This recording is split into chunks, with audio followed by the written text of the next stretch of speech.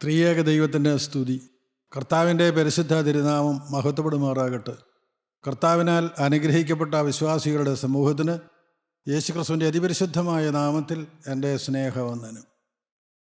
അപ്പോസ്തലനായ പൗലോസ് എബ്രായർക്ക് എഴുതിയ ലേഖനം 4-ാം അധ്യായം 1-ാം വാക്യത്തിൽ നാം ഇപ്രകാരം വായിക്കുന്നു: അവൻ്റെ സ്വസ്ഥതയിൽ പ്രവേശിപ്പാനുള്ള വാഗ്ദത്തം ശേഷിച്ചിരിക്കയാൽ നിങ്ങളിൽ ആർക്കെങ്കിലും അത് ലഭിക്കാതെ പോയി എന്ന് വരാതിരിപ്പാൻ നാം ഭയപ്പെടുക. ദൈവീക സ്വസ്ഥത, ദൈവത്തിൻ്റെ സ്വസ്ഥതയിൽ പ്രവേശിക്കുവാനുള്ള വാഗ്ദത്തം പുതിയ ഇസ്രായേലാകുന്ന നമുക്ക് ഓരോരുത്തർക്കും ദൈവം തന്നിട്ടുണ്ട്. എന്നാൽ അപ്പോസ്തലൻ ഒരു ഭയനിർദ്ദേശമാണ് തരുന്നത്. ആ സ്വസ്ഥതയിൽ പ്രവേശിപ്പാനുള്ളതായ വാഗ്ദത്തം നിങ്ങളിൽ ആർക്കെങ്കിലും ലഭിക്കാതിരിപ്പാൻ നിങ്ങൾ ഭയപ്പെടുക. ഈ ലോക ജീവിതം നാം ഭയത്തോടെ കഴിക്കേണ്ടതാണ്. നാം ഈ ഭൂമിക്കുള്ളവരല്ല. നാം സ്വർഗീയ യെരൂശലേമിലെ അംഗങ്ങളാണ്, സ്വർഗത്തിൻ്റെ അവകാശികളാണ്. സ്വർഗത്തിലെ ദൈവം വീണ്ടെടുത്ത ദൈവത്തിൻ്റെ വകയായ ദൈവത്തിൻ്റെ മക്കളാണ്. നമുക്ക് വേണ്ടി ദൈവം മനോഹരമായൊരു സ്വസ്ഥത ഒരുക്കിയിട്ടുണ്ട്. നമുക്ക് മനോഹരമായൊരു ഭവനം ദൈവം ഒരുക്കുന്നുണ്ട്. ആ ഭവനത്തിലേക്കുള്ളതായ തീർത്ഥയാത്രയിലാണ് നാം ഓരോരുത്തരും. സിയോൻ യാത്രക്കാരാണ്. എന്നാൽ നമ്മുടെ ലക്ഷ്യം തെറ്റിപ്പോകരുത്. ആ സ്വസ്ഥതയിൽ പ്രവേശിപ്പാനുള്ളതായ ആ വാഗ്ദത്തം നമുക്കെല്ലാവർക്കും ദൈവം തന്നിരിക്കുന്നു. ഇനി നമ്മുടെ ഉത്തരവാദിത്തമാണ്. എന്താണ് ആ സ്വസ്ഥത? പുറപ്പാട് പുസ്തകം 3-ാം അധ്യായം 8-ാം വാക്യത്തിൽ ഇസ്രായേൽ ജനം ഫറവോൻ്റെ അടിമത്തത്തിൽ നിലവിളിക്കുകയായിരുന്നു. നിലവിളി കേട്ട് സ്നേഹവാനായ ദൈവം മോശയിലൂടെ അരുളി ചെയ്തു: നിങ്ങൾക്ക് ഞാൻ ഈ അടിമത്തം മാറ്റിത്തരാം, നിങ്ങൾക്ക് ഞാൻ മനോഹരമായ ഒരു ദേശം തരാം. അത് പുറപ്പാട് പുസ്തകം 3-ാം അധ്യായം 8-ാം വാക്യത്തിൽ കാണാം. നല്ലതും വിശാലവും പാലും തേനും ഒഴുകുന്നതുമായ ദേശം. നിങ്ങൾ ഈ അടിമത്തത്തിൽ കഴിയേണ്ടതില്ല. പ്രിയപ്പെട്ടവരെ, അവർ എന്തുകൊണ്ടാണ് അടിമത്തത്തിൽ കഴിയേണ്ടി വന്നത്? നമുക്ക് ശാന്തമായി ചിന്തിക്കാം. നിലവിളിച്ച ജനത്തിന് നിലവിളി ദൈവം കേട്ടു. ദൈവം മോശയിലോട് അവർക്കൊരു സ്വസ്ഥത ദൈവം കൊടുക്കുകയാണ്. അവർക്ക് ആ സ്വസ്ഥത കിട്ടിയോ? വെളിപ്പാട് പുസ്തകം 21-ാം അധ്യായം 3 മുതലുള്ള വാക്യങ്ങൾ നാം വായിക്കുമ്പോൾ നാം അവിടെ ഇപ്രകാരം കാണുന്നുണ്ട്: സിംഹാസനത്തിൽ നിന്നൊരു മഹാശബ്ദം പറയുന്നതായി ഞാൻ കേട്ടത്, ഇതാ മനുഷ്യരോടുകൂടെ ദൈവത്തിൻ്റെ കൂടാരം, അവൻ അവരോട് കൂടെ വസിക്കും, അവർ അവൻ്റെ ജനമായിരിക്കും, ദൈവം താൻ അവരുടെ ദൈവമായി അവരോട് കൂടെയിരിക്കും. അവൻ അവരുടെ കണ്ണിൽ നിന്ന് കണ്ണുനീരെല്ലാം തുടച്ചു കളയും.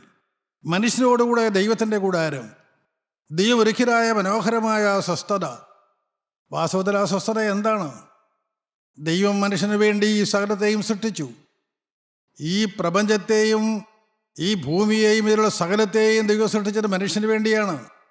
എന്നാൽ ദൈവം മനുഷ്യനെ സൃഷ്ടിച്ചത് ദൈവത്തിന് വേണ്ടിയാണ്. ദൈവത്തിന് സ്തോത്രം. നമുക്കറിയാം, ദൈവത്തിൻ്റെ സൃഷ്ടികളിൽ 6-ാമത്തെ ദിവസമാണ് ദൈവം മനുഷ്യനെ സൃഷ്ടിക്കുന്നത്. 7-ാം ദിവസം ദൈവം സ്വസ്ഥമായിരുന്നു. എന്താണ് ആ സ്വസ്ഥത എന്ന് പറയുന്നത്?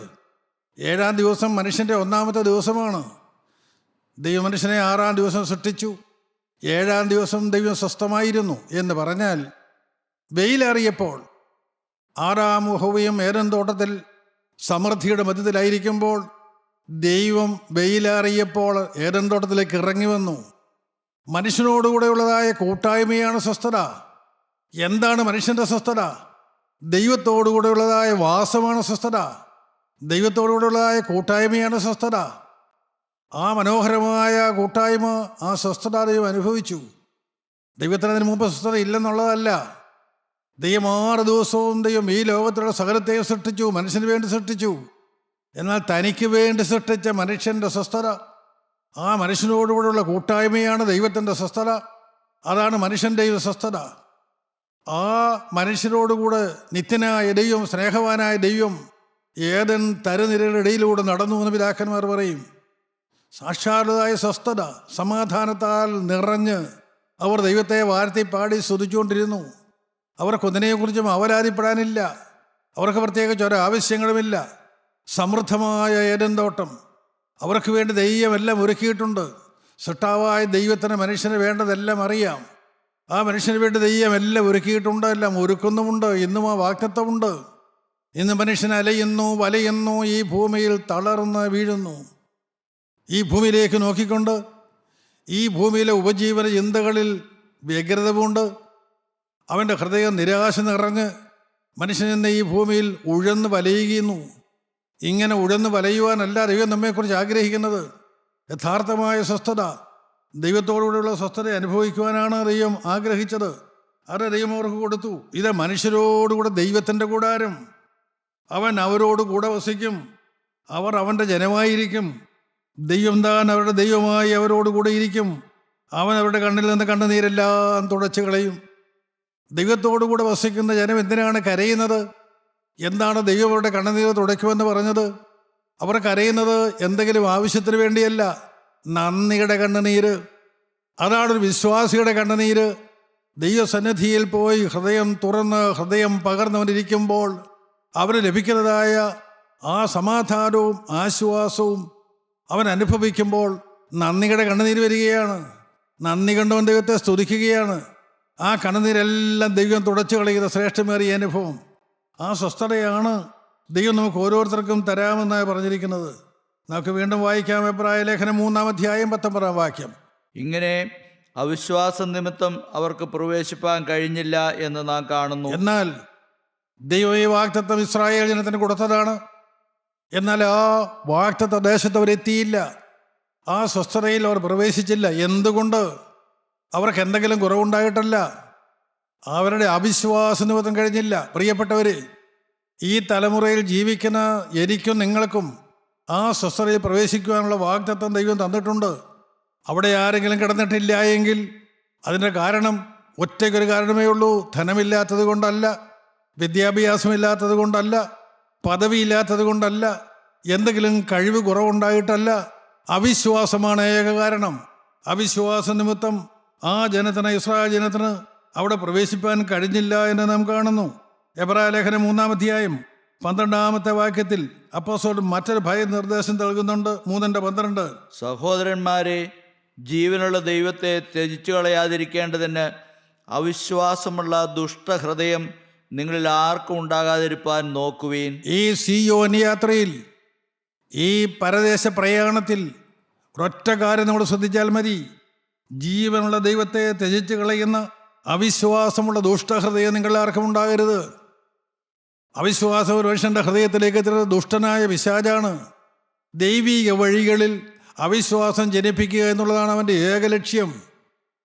സാത്താന് പകരം ദൈവം മനുഷ്യന് വേണ്ടി ഒരുക്കിയിരിക്കുന്ന ആ സ്വസ്ഥത അവന് ലഭിക്കരുത് എന്നാണ് അവൻ്റെ ആഗ്രഹം. എന്തുകൊണ്ടാണ്? അവന് വൈരാഗ്യം ദൈവത്തോടാണ്. എന്നാൽ സൃഷ്ടിയായ സാത്താന് സൃഷ്ടാവായ ദൈവത്തോട് പ്രതികാരം ചെയ്യാൻ കഴിയാത്തത് കൊണ്ട് അവൻ ദൈവത്തോട് പ്രതികാരം ചെയ്യേണ്ടതിന് പകരം സാധുവായ മനുഷ്യനോട് പ്രതികാരം ചെയ്യുന്നു. അവൻ അവിശ്വാസമുള്ള ദുഷ്ടഹൃദയം കൊടുക്കുന്നു. എന്ന് പറഞ്ഞാൽ എന്താണ്? ദൈവത്തെ ത്യജിച്ച് കളയുന്ന, ദൈവത്തെ തള്ളിക്കളയുന്ന ദുഷ്ടന് നാം ഹൃദയത്തിൽ ഇടം കൊടുക്കുന്നു. പ്രിയപ്പെട്ടവർ, ഗൗരവമേറിയ പാവമാണ്. ഈ ദുഷ്ടന് നമ്മുടെ ഹൃദയത്തിൽ ഇടമുണ്ടോ? ഇന്ന് ശാന്തമായി നമുക്ക് ഓരോരുത്തർക്കും ചിന്തിക്കാം. അവിശ്വാസമുള്ള ദുഷ്ടഹൃദയം എനിക്കുണ്ടോ? ഞാൻ എൻ്റെ ഹൃദയം ദൈവത്തിന് വേണ്ടി പൂർണ്ണമായി സമർപ്പിച്ചിട്ടുണ്ടോ? ഇത് നാം ചിന്തിക്കുമ്പോഴാണ്, ദൈവസന്നിധിയിൽ ശാന്തമായി ഇരിക്കുമ്പോഴാണ് നമ്മുടെ ഓരോരുത്തരുടെയും സാക്ഷാലുള്ള പ്രകൃതം നാം അറിയുന്നത്. നമ്മുടെ ഓരോരുത്തരുടെയും അവസ്ഥ നാം തിരിച്ചറിയുന്നത്. അവിടെയാണ് നാം താഴുന്നത്. ഈ താഴ്ച മാത്രമാണ് ദൈവം ആഗ്രഹിക്കുന്നത്. ദൈവസേനയിൽ നാം വിനയത്തോടെ താണിരുന്നു കൊണ്ട് കർത്താവേ, ഈ മൺതരിയോടൊന്ന് മനസ്സറിയണമേ എന്ന് പ്രാർത്ഥിച്ചാൽ അവൻ ആ മൺതരിമേൽ ചവിട്ടി നിൽക്കും. ദൈവത്തിന് സ്തോത്രം. ഏദൻ തരുനിരയിലൂടെ ദൈവം മനുഷ്യനോട് ചേർന്ന് നടന്നവന് സ്വസ്ഥത കൊടുത്തതുപോലെ പ്രിയപ്പെട്ടവരെ, ഈ തലമുറയിലും സ്വസ്ഥത ദൈവം നമുക്ക് തരും. വേറൊന്നും ചെയ്യണ്ട. ഹൃദയം താഴ്ത്തി ദൈവസന്നിധി ഇരുന്നാൽ മതി. തൻ്റെ എളിമ സമ്മതിച്ചാൽ മതി. ഞാനൊരു പാപിയെ ദൈവത്തോട് തുറന്ന് ഏറ്റു പറഞ്ഞാൽ മതി. ദൈവത്തിന് സ്തോത്രം. അവിശ്വാസമുള്ള ദുഷ്ടഹൃദയം നമുക്കുണ്ടാകരുത്. ദുഷ്ടത നമ്മുടെ ഹൃദയത്തിൽ ഇടം കൊടുക്കരുത്. അവൻ ഈ പാറയെ അവിശ്വസിപ്പിക്കുന്നവനാണ്. അവൻ ദൈവത്തെ ഹൃദയത്തിൽ നിന്ന് ത്യജിച്ച് കളയുവാൻ തക്കവണ്ണം അവിശ്വാസം തരുന്നവനാണ്. അത് നമുക്കുണ്ടാകരുത് എന്നാണ് അപ്പോസ്തലൻ നമ്മെ ഓർപ്പിക്കുന്നത്. ഉൽപ്പത്തി പുസ്തകം 13-ാം അധ്യായം 15-ാമത്തെ വാക്യത്തിൽ നിത്യനായ ദൈവം ഒരു വാക്ക് പറയുന്നുണ്ട്. ഉൽപ്പത്തി 13:15. നീ കാണുന്ന ഭൂമിയൊക്കെയും ഞാൻ നിനക്കും നിന്റെ സന്തതിക്കും ശാശ്വതമായി തരും. ദൈവമാശയോടെ വിളിച്ച് വേർതിരിച്ച കൽദയ പട്ടണമായ ഊരിൽ നിന്ന് അവനെ കൂട്ടിക്കൊണ്ടുവന്ന നിത്യനായ ദൈവം, സ്നേഹവാനായ ദൈവം, സർവശക്തനായ ദൈവം അബ്രഹാമിനോട് പറഞ്ഞ വാക്കതാണ്, നീ കാണുന്ന ഭൂമി നിനക്ക് നിന്റെ സന്തതിക്ക് ഞാൻ അവകാശമായി തരും. ദൈവത്തിന് സ്തോത്രം. വാക്കുമാറാത്ത ദൈവം, വാഗ്ദത്തങ്ങളിൽ വിശ്വസ്തനായവൻ പറഞ്ഞു, നീ കാണുന്ന ഈ ഭൂമിയെ ഞാൻ നിനക്ക് നിന്റെ സന്തതിക്കും തരും. ദൈവത്തിന് സ്തോത്രം. പ്രിയപ്പെട്ടവർ, തന്നെ വിളിക്കുന്നത് ദൈവമാണെന്ന് തിരിച്ചറിഞ്ഞുകൊണ്ട് ധനികനായ എബ്രഹാം, കൽദയപട്ടണമായ ഊരിൽ പാർക്കുന്ന എബ്രഹാം, വിഗ്രഹങ്ങളെ ഉണ്ടാക്കി വിൽക്കുന്ന നല്ല ധനികനായ എബ്രഹാം, ഭാര്യയോടും കുടുംബത്തോടും കൂടെ ജീവിക്കുന്ന എബ്രഹാം ഒരു കാര്യം തിരിച്ചറിഞ്ഞു, എന്നെ വിളിക്കുന്ന ദൈവമാണ്. കൽദയപട്ടണമായ ഊരിൽ നിന്ന് എന്നെ വിളിക്കുന്ന ദൈവമാണ്. അബ്രഹാം ആ വിളി കേട്ടു. അബ്രഹാം ദൈവ വിളി കേട്ട് ഇറങ്ങി പുറപ്പെട്ടു. തൻ്റെ സാഹചര്യങ്ങളോട് യാത്ര പറഞ്ഞുകൊണ്ട്, തൻ്റെ കഴിഞ്ഞ കാലങ്ങളെ എല്ലാം മറന്നുകൊണ്ട് അബ്രഹാം പുറപ്പെട്ടു. അങ്ങനെ പുറപ്പെട്ടവനായ അബ്രഹാമിനോട് ദൈവം പറഞ്ഞു, നീ കാണുന്ന ഈ ഭൂമിയെ ഞാൻ നിനക്ക് അവകാശമായി തരും. നമുക്ക് വീണ്ടും ഉൽപ്പത്തി പുസ്തകം 12-ാം അധ്യായത്തിൻ്റെ 13-ാമത്തെ വാക്യം വായിക്കാം. അവിടെ നാം കാണുന്നു, നീ എൻ്റെ സഹോദരി എന്ന് പറയണം. ദൈവം വിളിച്ച് വേദരിച്ച ദൈവവൈതലായ അബ്രഹാം, ദൈവത്തിൻ്റെ വിളികെട്ട് ഇറങ്ങി പുറപ്പെട്ട അബ്രഹാം, ഞാനിവിടെ പരദേശ പ്രയാണത്തിലാണെന്ന് അറിഞ്ഞവനായ അബ്രഹാം കൂടാരങ്ങളിൽ പാർത്തു, ടെൻ്റടിച്ചു പാർത്തു. അബ്രഹാം അത്രയ്ക്കേ പ്രാധാന്യം കൊടുത്തുള്ളൂ. എന്നാൽ അബ്രഹാം എവിടെയെല്ലാം കൂടാരമടിക്കുന്നുവോ അവിടെയെല്ലാം ദൈവത്തിന് യാഗപീഠം പണിതു, അവിടെയെല്ലാം ദൈവത്തെ ആരാധിച്ചു. അങ്ങനെയാണ് നാം വേറൊസിൽ കാണുന്നത്. അങ്ങനെ യാത്ര ചെയ്തു പോരുന്ന അബ്രഹാമിന് ഒരു സമയം വന്നപ്പോൾ താൻ പാർക്കുന്ന, താൻ കൂടാരം അടിച്ചിരിക്കുന്ന സ്ഥാനത്ത് ക്ഷാമമുണ്ടായി എന്ന് കണ്ടു. പ്രിയപ്പെട്ടവരെ, ദൈവം വിളിച്ച ദൈവവൈതലിൻ്റെ ജീവിതത്തിൽ ക്ഷാമമുണ്ടാകും. ഈ ലോകത്തിലെ വിഷയങ്ങളിൽ ക്ഷാമമുണ്ടാകും. നിന്നെ ഉറപ്പിക്കാനാണ്, നിന്നെ ബലപ്പെടുത്തുവാനാണ്, നിന്നെ ശക്തിപ്പെടുത്തുവാനാണ്, നീ ദൈവത്തിൽ ആശ്രയിപ്പാനാണ്, നീ കർത്താവിനെ അള്ളിപ്പിടിക്കാനാണ്. ഇത് മാത്രമാണ് ദൈവം ആഗ്രഹിക്കുന്നത്. എന്നാൽ ക്ഷാമം വന്നപ്പോൾ ധാരാളം ആടുമാടുകളുള്ള, ധാരാളം മൃഗസമ്പത്തുള്ള അബ്രഹാം പതറിപ്പോയി. ദൈവം വിളിച്ച് ബാധിച്ച ദൈവവിധൽ പതറിപ്പോയി. ജീവിതത്തിലെ പല പ്രയാസങ്ങൾ വരുമ്പോൾ, നമ്മുടെ ഓരോരുത്തരുടെ ജീവിതത്തിലേക്ക് നമുക്ക് തിരിഞ്ഞു നോക്കാം. രോഗങ്ങൾ വരുമ്പോൾ, അപകടങ്ങൾ വരുമ്പോൾ, അത്യാഹിതങ്ങൾ വരുമ്പോൾ ദൈവമക്കളെ നാം പതറിപ്പോകാറുണ്ടോ? അത് വിശ്വാസത്തിൻ്റെ കോട്ടമാണ്. ദൈവത്തിന് സ്തോത്രം. നാം പതറാതെ നിന്നാൽ മതി. എന്നെ വിളിച്ചിറക്കിയ ഒരു ദൈവമുണ്ട്, എനിക്ക് വേണ്ടി കരുതുന്ന ഒരു ദൈവമുണ്ടെന്ന് ഓർത്താൽ മതി. എന്നാൽ ദേശത്ത് ക്ഷാമം വന്നപ്പോൾ അബ്രഹാം പതറിപ്പോയി. അബ്രഹാമിൻ്റെ ഹൃദയത്തിൽ അവിശ്വാസം വന്നുപോയി. അബ്രഹാം ഒട്ട് അറിയുന്നുമില്ല. പ്രിയപ്പെട്ടവരെ, അബ്രഹാം ക്ഷാമം വന്നപ്പോൾ അബ്രഹാം തീരുമാനിച്ചു, മിസ്രൈമിലേക്ക് പോകാം, ക്ഷാമമില്ലാത്ത മിസ്രൈമിലേക്ക് പോകാം. മനുഷ്യന് പറ്റുന്ന ഏറ്റവും വലിയ അപകടം അതാണ്. ദൈവത്തിലുള്ള ആശ്രയം വെച്ചിട്ട് ഈ ലോകത്തിലെ സമൃദ്ധിയുള്ള മിസ്രൈമിലേക്ക് പോകാൻ അബ്രഹാം തീരുമാനിച്ചു. അതിന് സാറയുടെ വാക്ക് കേട്ടു, സാറ പറയുന്നത് കേട്ടു. പ്രിയപ്പെട്ടവരെ, ദൈവശബ്ദം തിരിച്ചറിഞ്ഞ അബ്രഹാം ശാന്തമായി കാത്തിരിക്കേണ്ടതായിരുന്നു. ഇത് നമ്മുടെ ഓരോരുത്തരുടെയും ജീവിതത്തിൽ വേണം. നമുക്ക് പ്രതിസന്ധികൾ വരാം, പ്രതിസന്ധികൾ വരികയില്ലാണ്ട് കർത്താവ് പറഞ്ഞിട്ടില്ല. കർത്താവ് യോഹന്നാന്റെ സുവിശേഷം 16-ാം അധ്യായം 33-ാമത്തെ വാക്യത്തിൽ തൻ്റെ അപ്പോസ്തലന്മാർക്ക് അവസാനമായി ചെയ്യുന്നതായ പ്രസംഗത്തിൽ കർത്താവ് പറഞ്ഞു, ലോകത്തിൽ നിങ്ങൾക്ക് കഷ്ടമുണ്ട്, എങ്കിലും ധൈര്യപ്പെടുകയും ഞാൻ ലോകത്തെ ജയിച്ചിരിക്കുന്നു. എന്താണ് കർത്താവ് ഉദ്ദേശിച്ചത്? കാഷ്ഠതയിലൂടെ ശുദ്ധീകരണവും തേജസ്കരണവും. ഇത് നമുക്കെല്ലാം ആവശ്യമാണ്. പ്രിയപ്പെട്ടവരെ, നാം ഈ ഭൂമിയിൽ ജീവിക്കുന്നവരാണ്. സാത്താൻ അധീനമായ ഈ ഭൂമിയിൽ ജീവിക്കുന്ന നമുക്ക് പരീക്ഷണങ്ങൾ വരുന്നത് നമ്മെ ശുദ്ധീകരിക്കുവാനാണ്, നമ്മെ തേജസ്കരിക്കുവാനാണ്. അതിൻ്റെ മനോഹരമായ അനുഭവം നിങ്ങൾ ഓരോരുത്തരും അനുഭവിക്കേണ്ടതാണ്. ദൈവത്തിന് സ്തോത്രം. അബ്രഹാമിൻ്റെ ഹൃദയം പതറി. അബ്രഹാം അവിശ്വാസത്താൽ ദൈവത്തെ ത്യജിച്ചു കളഞ്ഞു. അതാണ് സത്യം. അബ്രഹാമിന് ദൈവിക പ്രത്യക്ഷതയില്ല. അബ്രഹാമിന് ദൈവത്തിൻ്റെ അരുളപ്പാടുകളില്ല. അബ്രഹാം ഭാര്യയും തനിക്കുള്ള സ്വത്തുക്കളുമെല്ലാമായി മിസ്രൈമിലേക്ക് പോവുകയാണ്. എന്നാൽ പോകുവാൻ തുടങ്ങിയപ്പോൾ തന്നെ ദൈവമെല്ലാം കൊടുത്തു. അബ്രഹാമിന് ഭയമുണ്ടായി. അബ്രഹാം ഭയപ്പെട്ടു. എന്താണ് അബ്രഹാമിൻ്റെ ഭയം? അബ്രഹാമിന് സുന്ദരിയായ ഭാര്യയുണ്ട്. സുന്ദരിയായ ഭാര്യയെ കാണുന്നത് അബ്രഹാമിന് അഭിമാനമായിരുന്നു. അബ്രഹാമിൻ്റെ ഭാര്യ മച്ചിയായിരുന്നു, മക്കളില്ല. എന്നാൽ സുന്ദരിയായ തൻ്റെ ഭാര്യയെ കാണുന്നത് അബ്രഹാമിന് അഭിമാന വിഷയമായിരുന്നു. ഞാൻ എൻ്റെ ഭാഷയിൽ പറഞ്ഞാൽ, ഇണക്കുരുവികളെപ്പോലെ ഒരു കുടക്കീഴിൽ ഒന്നിച്ച് നടന്നിട്ടുണ്ട്, അഭിമാനത്തോടെ നടന്നിട്ടുണ്ട്. സ്തോത്രം. എന്നാൽ ഇപ്പോൾ സുന്ദരിയായ തൻ്റെ ഭാര്യയെ കാണുമ്പോൾ അബ്രഹാമിന് ഭയം. എന്താണ് ഭയം? ഭയപ്പെടാൻ കാരണം, ഞാൻ പോകുന്നത് മിസ്രൈമിലേക്കാണ്. മിസ്രൈമിലുള്ളവർ ദൈവമില്ലാത്തവരാണ്. അവർ വെറും ലോകജാതികളാണ്. അവരെൻ്റെ ഭാര്യയെ കാണുമ്പോൾ, സുന്ദരിയായ എൻ്റെ ഭാര്യയെ കാണുമ്പോൾ അവരെന്നെ കൊല്ലും. എൻ്റെ ഭാര്യയെ അവരവരുടെ സ്വന്തമാക്കും. വെറും അകാരണമായ ഭയം. ദൈവം വിളിച്ച് വേദനിച്ച ദൈവത്തിൻ്റെ ജീവിതത്തിലെ ഭയം. സഹോദരീ സഹോദരങ്ങളെ, നമുക്ക് ശാന്തമായി ചിന്തിക്കാം. എൻ്റെ ജീവിതത്തിൽ എന്തെങ്കിലും ഭയമുണ്ടോ? എൻ്റെ ഈ ലോക ജീവിതത്തിൽ എന്നെ ഭാരപ്പെടുത്തുന്ന എന്തെങ്കിലും ഉണ്ടോ? ഏതെങ്കിലും രോഗങ്ങളോ, ഏതെങ്കിലും സാമ്പത്തിക ഞെരുക്കങ്ങളോ, ഏതെങ്കിലും പ്രതിസന്ധികളോ എൻ്റെ ഹൃദയത്തെ മഥിക്കാറുണ്ടോ, ഞെരുക്കാറുണ്ടോ? സമാധാനം കളയാറുണ്ടോ? ദൈവിക സ്വസ്ഥത എനിക്ക് നഷ്ടപ്പെട്ടു പോകുന്നുണ്ടോ? അവിടെ കത്തിവെച്ചുകൊള്ളണം. അതാണ് വാസ്തവം ചെയ്യേണ്ടത്. അബ്രഹാമിന് തെറ്റുപറ്റി. അബ്രഹാം മിസ്രൈമിലേക്ക് പോയി. ഭാര്യയോട് പറഞ്ഞു, എന്നോട് ആരെങ്കിലും നീ ആരാണെന്ന് ചോദിച്ചാൽ ഞാൻ അവൻ്റെ സഹോദരിയാണ് എന്ന് പറഞ്ഞുകൊള്ളണം. ഞാനും അങ്ങനെ തന്നെ പറഞ്ഞുകൊള്ളാം. പ്രിയപ്പെട്ടവർ, ഒരു കള്ളം ആരംഭിക്കുകയാണ്. അബ്രഹാമിൻ്റെ ജീവിതത്തിൽ കാപഢ്യം വരികയാണ്. ഇത് തന്നെ അബ്രഹാമിന് പരിഹാരം വരുത്തിയില്ല എന്നുള്ള പിന്നാലെ നമുക്ക് കാണാം. ഉൽപ്പത്തി പുസ്തകം 26-ാം അധ്യായത്തിൻ്റെ 7-ാം വാക്യം വായിക്കുമ്പോൾ അബ്രഹാമിൻ്റെ മകനായ ഇസ്ഹാക്ക് ഇതേ തെറ്റാവർത്തിക്കുന്നതായി നമുക്ക് കാണാം. എന്താണത് കാണിക്കുന്നത് അറിയാമോ? തലമുറകളിലേക്ക് ആ പാപം മാറുകയാണ്. ഇസ്ഹാക്കിൻ്റെ പാപം അത് യാക്കോബിലേക്ക് വന്നു. യാക്കോബിൻ്റെ ജീവിതത്തിൽ നമുക്ക് കാണാം. വൃദ്ധനായ ഇസ്ഹാക്ക്, കണ്ണുകാഴ്ച മങ്ങിയവനായ ഇസ്ഹാക്കിനോട് ഈ യാക്കോബ് എന്ന് പറയുന്നുണ്ട്, ഞാൻ എൻ്റെ മൂത്ത മകനായ ഏശാവ്. കള്ളം ആവർത്തിക്കുകയാണ്. പ്രിയപ്പെട്ടവർ, തലമുറകളിലേക്ക് വ്യാജം പോവുകയാണ്. ദൈവത്തിന് സ്തോത്രം. അബ്രഹാമിൻ്റെ കാലത്ത് തന്നെ പരിഹാരം വരുത്തിയിരുന്നു എങ്കിൽ അത് ആ ശാപങ്ങൾ മുറിഞ്ഞു പോയേനെ. എന്നാൽ ഇത് മുറിയാൻ ഇടവന്നില്ല. അബ്രഹാമിൽ നിന്ന് ആ പാവം ഇസ്ഹാക്കിലേക്ക് വന്നു. ഇസ്ഹാക്കിൽ നിന്ന് യാക്കോബിലേക്ക് വന്നു. യാക്കോബിൽ നിന്ന് യാക്കോബിൻ്റെ മക്കളിലേക്ക് അത് വന്നു. യാക്കോബിൻ്റെ മക്കളിൽ 10 പേര്.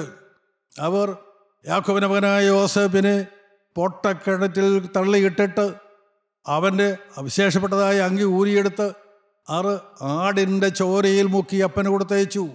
10 മക്കൾ ഒന്നിച്ച് കള്ളം പറഞ്ഞു, ഇത് നിൻ്റെ മകൻ്റെ അങ്കിയോ എന്ന് ചോദിച്ചു. പ്രിയപ്പെട്ടവർ, യാക്കോബിൻ്റെ വാർഷികകാലത്ത് യാക്കോബിനെ തോരാത്ത കടനീര് കൊടുത്തുകൊണ്ട് ആ മക്കൾ 10 പേരിൽ നിന്നു.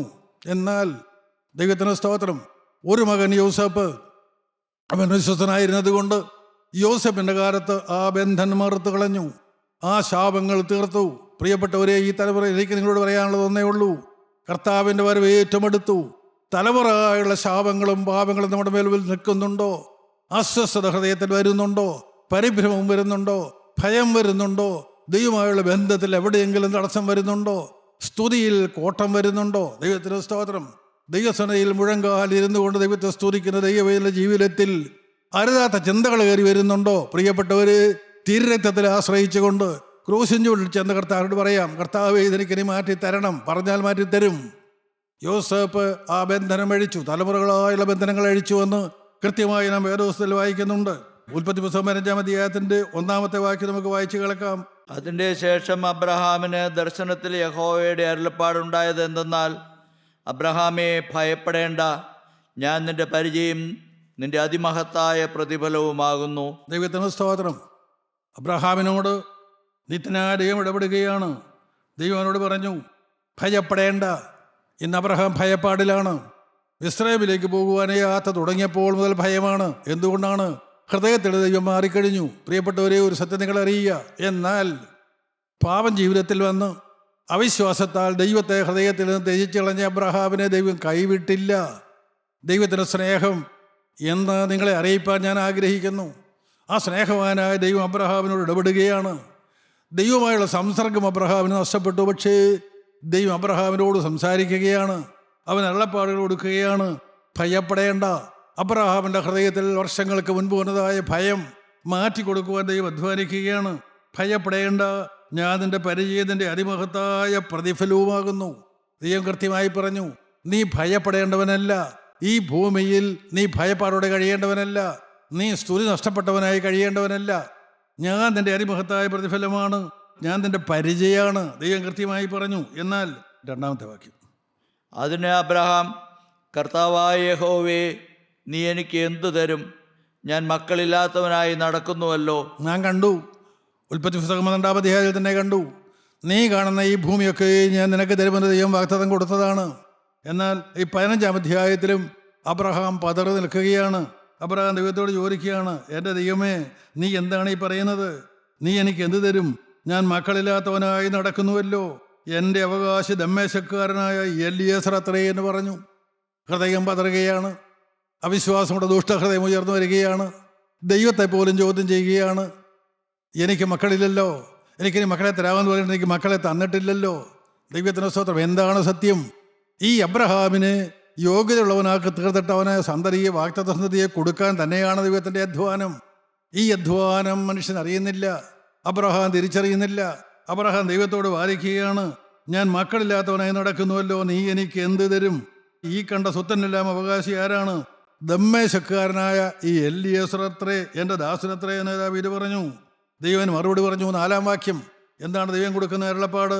അവൻ നിന്റെ അവകാശിയാകയില്ല, നിന്റെ ഉദരത്തിൽ നിന്ന് പുറപ്പെടുന്നവൻ തന്നെ നിന്റെ അവകാശിയാകും. നിന്റെ ഉദരത്തിൽ നിന്ന് പുറപ്പെടുന്നവൻ തന്നെ നിന്റെ അവകാശിയാകും. ദൈവം തന്റെ വാഗ്ദത്തം വീണ്ടും അവനെ പുതുക്കി കൊടുക്കുന്നുണ്ട്. ഉൽപ്പത്തി പുസ്തകം 15-ാം അധ്യായത്തിന്റെ 6-ാം വാക്യത്തിൽ നാം ഇപ്രകാരമാണ് കാണുന്നത്: അവൻ യഹോവയിൽ വിശ്വസിച്ചു, അത് അവന് നീതിയായി കണക്കിട്ടു. ആ അവസ്ഥയിൽ ദൈവം പറഞ്ഞ വാക്കുകൾ അബ്രഹാം വിശ്വസിച്ചു. ദൈവത്തിന് സ്തോത്രം. അവൻ യഹോവയിൽ വിശ്വസിച്ചു, അതവന് നീതിയായി കണക്കിട്ടു.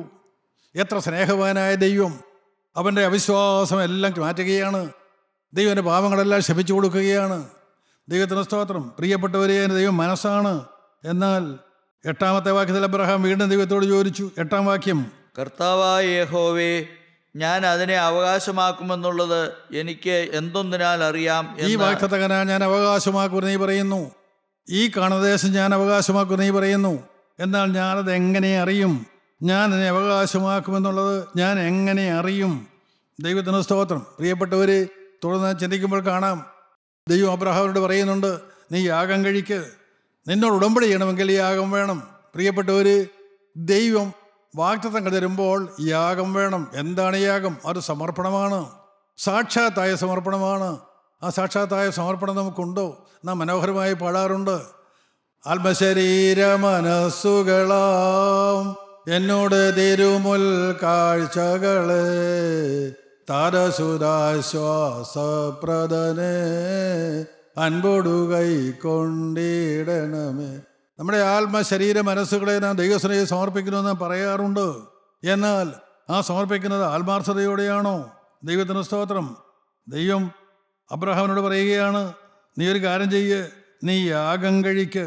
എന്താണ് യാഗം കഴിക്കേണ്ടത്? നമുക്ക് 9-ാമത്തെ വാക്യം മുതൽ വായിക്കാം. അവൻ അവനോട്, നീ 3 വയസ്സുള്ള ഒരു പശുക്കിടാവിനെയും 3 വയസ്സുള്ള ഒരു കോലാടിനെയും 3 വയസ്സുള്ള ഒരു ആട്ടുകൊറ്റനെയും ഒരു കുറുപ്രാവിനെയും ഒരു പ്രാവിൻ കുഞ്ഞിനെയും കൊണ്ടുവരിക എന്ന് കൽപ്പിച്ചു. ഇവയൊക്കെയും അവൻ കൊണ്ടുവന്നു. ഒത്ത നടുവെ പിളർന്നു, ഭാഗങ്ങളെ നേർക്ക് നേരെ വെച്ചു. പക്ഷികളെയോ അവൻ പിളർന്നില്ല. നീ യാഗം അർപ്പിക്കുവാൻ ദൈവം കൽപ്പിച്ചു. എന്തിനെയൊക്കെയാണ് യാഗം കഴിപ്പിക്കേണ്ടത്? എല്ലാം പറഞ്ഞു കൊടുത്തു കൃത്യമായി. അബ്രഹാം ദൈവം പറഞ്ഞു കൊടുത്തതെല്ലാം യാഗമായി കൊണ്ടുവന്നു. എല്ലാം അവൻ യാഗപീഠത്തിൽ വെച്ചു. എന്നാൽ പക്ഷികളെയോ അവൻ പിളർന്നില്ല. ഒരു കുറുപ്രാവിനെയും ഒരു പ്രാവിൻ കുഞ്ഞിനെയും കൊണ്ടുവരണം ദൈവം പറഞ്ഞിരുന്നു. അതിനെയും അവൻ കൊണ്ടുവന്ന് യാഗപീഠത്തിൽ വെച്ചു. പക്ഷേ അവയെ അവൻ പിളർന്നില്ല. അടുത്ത 11-ാമത്തെ വാക്യം: ഉടലുകളിന്മേൽ റാഞ്ചൻ പക്ഷികൾ ഇറങ്ങി വന്നപ്പോൾ അബ്രഹാം അവയെ ആട്ടിക്കളഞ്ഞു. ദൈവത്തിന് സ്തോത്രം. ദൈവത്തിന് സമർപ്പിച്ചതായ യാഗവസ്തുക്കളുടെ മേൽ സ്വർഗത്തിലെ തീ ഇറങ്ങേണ്ടതിന് പകരം റാഞ്ചൻ പക്ഷികൾ ഇറങ്ങി. പ്രിയപ്പെട്ടവർ, ഇന്ന് വാസ്തവത്തിൽ ക്രിസ്ത്യാനികൾക്ക് വന്നേക്കുന്ന ഏറ്റവും വലിയ ദുർഗതി അതല്ലേ? ഇന്നും സമർപ്പണമുണ്ട്, ഇന്ന് യാഗങ്ങളുണ്ട്, ഇന്നും ആരാധനയുണ്ട്. പക്ഷേ ഇറങ്ങുന്നത് റാഞ്ചൻ പക്ഷിയാണോ? സ്തോത്രം. ഇന്ന് അനേകർ പ്രാപിക്കുന്നത് റാഞ്ചൻ പക്ഷിയാണോ? അനേകരുടെ ഹൃദയത്തിലേക്ക് ഇറങ്ങി വരുന്നത് ഈ റാഞ്ചൻ പക്ഷിയാണോ? ആരാധനകൾ ഇന്ന് നടക്കുന്നില്ലേ? ദൈവത്തിന് സ്തോത്രം. പ്രിയപ്പെട്ടവർ, എനിക്ക് പറയാൻ ഉറക്കെ ഈ മൈക്കിൽ കൂടി ഇത് പറയാൻ എനിക്ക് ലജ്ജയുണ്ട്. ആരാധനയാണ്, പക്ഷേ ഇറങ്ങുന്നത് കലഹമാണ്, ഇറങ്ങുന്നത് വഴക്കാണ്. ദൈവത്തിന് സ്തോത്രം.